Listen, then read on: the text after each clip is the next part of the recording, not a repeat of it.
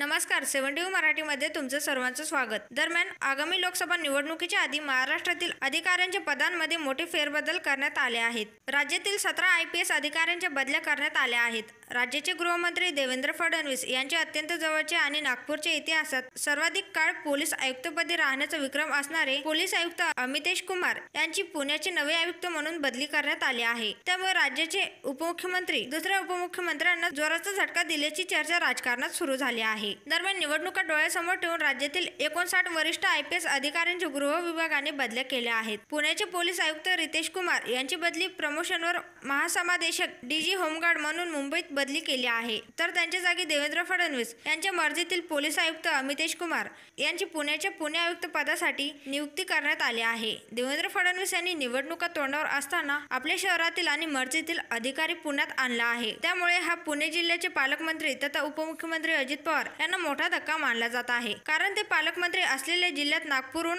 Police अधिकारी आणले जात आहेत। दरम्यान कालच राज्यातील 130 PIच्या बदल्या देखील करण्यात आल्या आहेत। त्यात पिंपरी चिंचवड मधील 20% अधिकारी हे नागपूर येथून आणण्यात आले आहेत। या घाऊक बदल्यात उद्योगनगरीत बदल्या करण्यात आलेल्या 23 पैकी बहुतांश PI हे नागपूरहून आले असल्याने गृहमंत्री फडणवीसांचा हा नवा नागपूर पॅटर्न दिसून आला आहे। तर मित्रांनो, याबद्दल तुमचं काय मत आहे ते खाली कमेंटमध्ये नक्की सांगा।